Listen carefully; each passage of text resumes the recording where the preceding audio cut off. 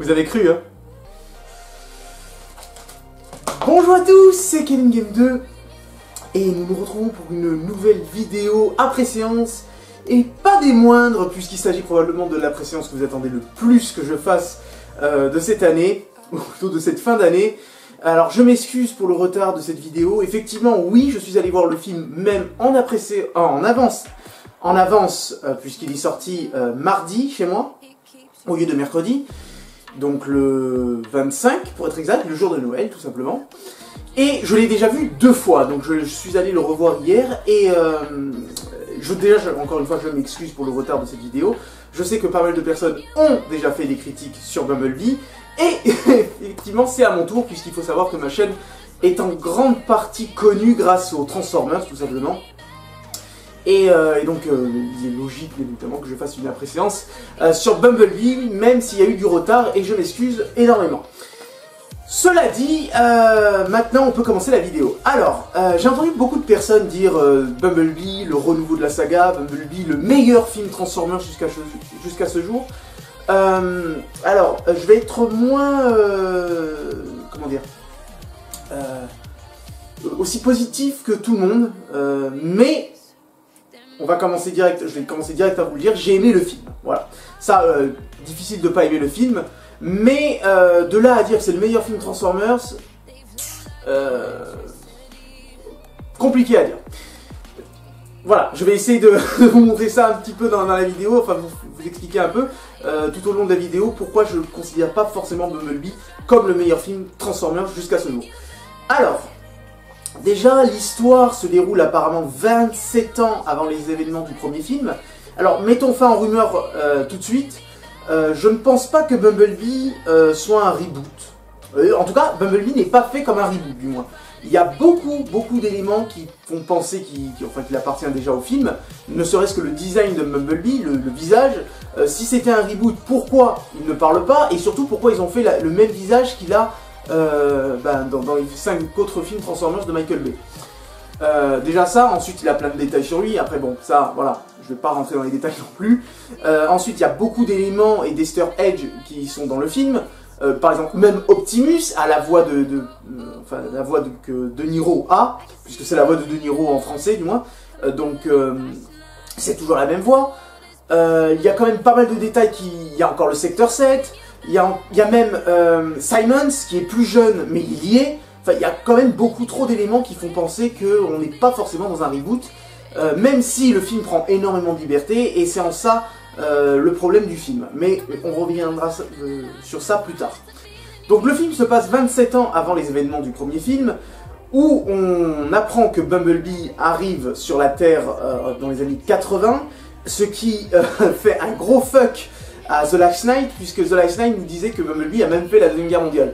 Donc encore une fois, une incohérence énorme dans la saga. Donc le film va lancer plein d'incohérences par rapport à la saga de Michael Bay, tout en la respectant. Alors c'est un petit peu étrange. Donc le film se déroule dans les années 80, avec une fille du nom de Charlie Watson, qu'on apprend au bout d'une demi-heure, enfin au moins de 20 minutes de film comment elle s'appelle, c'est un peu curieux. Alors, je sais même plus le nom, comment ça se prononce en anglais. En tout cas, elle rencontre Bumblebee et bien évidemment les péripéties commencent puisque des Decepticons sont à la poursuite de Bumblebee. Alors, personnellement, niveau scénario, le film, bon, c'est pas, on va pas dire c'est un chef-d'œuvre. C'est quand même un Transformers, donc le film est assez simple. C'est pas ils se sont pas trop foulés niveau scénario. En plus, c'est le premier film Transformers où il n'y a pas d'artefacts particulières à rechercher, puisque dans tous les 5 autres films Transformers, il y a toujours une artefact. Dans le premier, c'était le All-Star, dans le deuxième, c'était la Matrice, dans le troisième, c'était les piliers de contrôle, dans le quatrième, c'était ce qu'ils appelaient la graine, et dans le cinquième, c'était le bâton de Quintessa. Et là, pour le coup, il n'y a rien. Bon, c'est pas plus mal, parce que toujours à chaque fois une artefact, je trouvais ça, ça devenait un petit peu redondant, un peu. À force, ça devenait un petit peu lassant. Donc ça, l'histoire est beaucoup plus simple que n'importe quel autre Transformers. D'ailleurs, on se concentre plus sur certains Transformers. Il y en a vraiment 3 qu'on se concentre réellement dessus. Bon, après, il y a bien sûr Optimus. Je vous spoilerai, hein, là, c'est la section non spoiler. Vous savez, si vous avez vu les bandes annonces et tout, vous savez qu'il y a Optimus. Il y en a un autre qui s'appelait Blitzwing, mais voilà, j'en parlerai plus tard. Mais sinon, on se concentre essentiellement sur Bumblebee et 2 Decepticons qui le pourchassent, Dropkick et Cheetah. Qui est d'ailleurs une bonne surprise puisque c'est une femme Transformers. Alors je trouve ça assez intéressant parce que ça change un petit peu et en plus son interprète française, puisque il est en français, je ne l'ai pas trouvée mauvaise d'après ce que j'ai pu comprendre en plus. Ce sont des youtubeurs, alors pourquoi pas. C'est la nouvelle mode maintenant de mettre des youtubeurs et pour le coup je trouve qu'ils ont bien, enfin je les trouve plutôt bien, ils ont plutôt été bons dans la VF, des deux Decepticons qui marchent plutôt bien. J'ai vraiment aimé leur personnalité et ils sont vraiment très très cool à voir. Les 2 Decepticons les plus importants du film sont vraiment très très sympas et ils ont un bon temps d'écran, bon pas extraordinaire mais les combats avec Bumblebee sont par exemple très bien cadrés, très bien filmés, très clairs, on comprend bien ce qui se passe à l'image et ils sont plutôt longs et ça c'est cool parce que dans les films Transformers ils sont pas toujours très longs les combats. Niveau acteur, j'ai bien aimé Charlie Watson, j'ai trouvé très cool ce personnage, notamment en plus que c'est la première fois que c'est un personnage féminin qui est important dans les films Transformers, enfin important, qui est un personnage principal, puisqu'il y a toujours eu des personnages féminins avec les héros, mais jamais elle qui tient le rôle principal, on va dire. À chaque fois c'est soit Sam Witwicky ou Cade Yeager, là pour le coup c'est Charlie Watson, et la relation qu'elle a avec Bumblebee est vraiment très touchante et vraiment très sympa. Avec ce côté un petit peu aussi avec les années 80, donc ça fait un peu E.T. Beaucoup disent d'ailleurs que même Bumblebee c'est le E.T. des temps modernes. Je pense qu'un film comme ça aurait pu cartonner dans les années 80. Bon, peut-être maintenant que tout le monde adore critiquer les films Transformers, je ne sais pas si le film va marcher ou pas. En tout cas, il a l'air pour l'instant de plaire à tout le monde. Donc écoutez, je dis que c'est le principal. Après, j'ai bien aussi aimé Nemo, je crois qu'il s'appelle. Non, pas Nemo, je crois pas. Un truc comme ça, on va l'appeler Nemo, mais je crois qu'il s'appelle pas Nemo. Enfin, le personnage masculin qui suit Charlie Watson, pour le coup, lui aussi, je l'ai bien aimé. Au début, je croyais qu'il allait être assez insupportable, mais pas du tout. Le personnage est vraiment très sympa. D'ailleurs, à plein de moments, il me fait penser à Sam Witwicky. Je sais pas pourquoi, ses mimiques, ses façons de faire et tout, des fois, ça me fait penser un peu à Sam Witwicky. Alors, peut-être que vous n'êtes pas trop d'accord avec moi, mais moi, pour le coup, des fois, il m'a fait vraiment penser à Sam Witwicky. Alors, peut-être un clin d'œil, peut-être que c'est moi qui m'imagine un truc. Je n'en sais rien. En tout cas, j'ai bien aimé les personnages. Même les personnages secondaires, par exemple, même, bien sûr, John Cena, qui aussi est dans le film, et qui a un rôle plutôt sympa, et en plus, ce qui est intéressant, j'avais peur que ce soit une espèce de méchant, parce qu'il est méchant, par exemple, celui dans Transformers 5, qui est juste insupportable, qui pourchasse les Autobots. Là pour le coup il a une histoire assez sympa, enfin assez sympa, c'est simple mais on comprend pourquoi il fait ce qu'il fait en fait, pourquoi il pourchasse Bumblebee et pourquoi il aime pas forcément les Transformers. L'agent Burns il s'appelle, et d'ailleurs il fait partie du secteur 7 et il fait équipe avec Simons en plus jeune. Ceux qui ne se rappelleraient plus, Simons c'est celui qui cassait un peu les burnes à Sam dans le premier et qui devient son pote dans le deuxième et dans le troisième et qu'on revoit dans le cinquième, joué par John Turturro. Qui était vraiment un personnage hilarant et vraiment super cool. Bon là pour le coup il a un petit rôle, enfin le personnage a un petit rôle, pas très important, mais c'est quand même sympa de le souligner qu'il est dedans, puisque effectivement il y a encore le secteur 7, donc encore une preuve que le film fait bien partie de l'univers Transformers de Michael Bay, et non un reboot comme beaucoup de personnes n'arrêtent pas de le dire. Sinon, côté je dirais musique, j'ai pas été très conquis niveau musique. La musique des Decepticons est très cool, elle est très menaçante et je la trouve très sympa. La musique de Bumblebee en elle-même, elle est pas extraordinaire. Et je crois que c'est même plus le même compositeur qui faisait les 5 autres films. Et ça se sent tout de suite. La musique, je la trouve beaucoup moins épique. Elle est en arrière-plan, et enfin on l'entend pas forcément. À part celle des Decepticons qu'on entend assez souvent et qui est plutôt sympa. Il y a aussi le thème de Charlie qui est sympathique mais sans plus. Enfin voilà, moi personnellement un gros défaut que j'ai sur le film, c'est j'aurais vraiment aimé qu'ils mettent à un moment la musique des Autobots ou un truc comme ça qui envoie du lourd, parce que c'est vraiment la musique des Autobots qui arrivent sur Terre, c'est probablement une des musiques les plus cultes de la saga Transformers et même qui est aujourd'hui très connue dans d'autres, enfin pour d'autres personnes. Donc voilà, la musique pas extraordinaire, bon après il rajoute des compositions des années 80, donc ça je trouve ça très cool. Je suis un grand fan des années 80, donc pour moi c'est un grand oui. Et ben voilà, en fait en gros vous avez compris, j'ai beaucoup aimé Bumblebee, c'est très pop, c'est très fun, c'est beaucoup plus pour les enfants, le film est adressé beaucoup plus pour les enfants, c'est une évidence. Bon après Bumblebee étant le plus jeune des Transformers, c'est évident qu'il soit fait pour les enfants, un peu plus pour les enfants, il y a moins d'impact. Par exemple, il n'y a pas des destructions de villes, il n'y a pas des explosions de partout. Enfin, on voit vraiment que c'est un travail complètement différent de ce que a fait Michael Bay. Et aussi, on voit que le réalisateur a voulu aussi renouer les liens avec les anciens fans, avec des designs beaucoup plus épurés, on va dire, il y a plus de grosses pièces métalliques dessus, et moins de détails, moins de trucs qui bougent et tout. Donc, oui, c'est aussi bien. Mais après, ce qui est étrange, parce que d'un côté, vous avez par exemple Optimus qui fait clairement penser au G1, vous avez Shockwave, vous avez Soundwave, même Starscream qui fait très penser à ce qu'ils étaient dans les dessins animés, et de l'autre côté vous avez Shatter et Dropkick qui eux, pour le coup, ils me font plus penser à des Transformers de Michael Bay. Même Bumblebee en soi, c'est vraiment le bon mélange entre les deux. Donc voilà, la réalisation plutôt cool. D'ailleurs, il y a même un moment, un plan que j'aime bien, c'est on voit au-dessus, en fait, si vous voulez, on voit au-dessus on voit au-dessus la voiture, enfin Bumblebee, et on voit Charlie qui est en train de le réparer, et en fait elle se dédouble pour montrer un petit peu tout ce qui est fait sur la voiture. Et c'est pas un truc que j'ai l'habitude de voir au cinéma, j'ai trouvé ce plan plutôt cool. Voilà. Donc voilà, c'est tout pour la section non spoiler, et on va s'attaquer à la section spoiler. Alors si vous n'avez pas vu le film, je vous recommande de quitter la vidéo. Si vous avez vu le film et que vous avez envie de comprendre un petit peu mieux mon point de vue sur le film, je vous invite à rester. Et ça commence dans 4 secondes. 1, 2, 3 et 4. Donc voilà, nous attaquons la section spoiler. Alors pour ce qui est de la section spoiler, je dis encore, les Decepticons ne sont pas tout le temps au point. Par exemple, Blitzwing, un personnage qu'on vous a teasé depuis les premières bandes annonces, en disant que oui, c'est un personnage sympa et tout à voir. Blitzwing ne tient que 1 minute dans le film, puisque c'est le premier Decepticon à être abattu par Bumblebee, tout simplement. Alors le combat est très très beau. Alors personnellement, j'ai trouvé le combat superbe. La chorégraphie aérienne, terrestre, enfin j'ai trouvé ça super. C'est très très bien filmé, ça y a pas douté, enfin, c'est super bien foutu.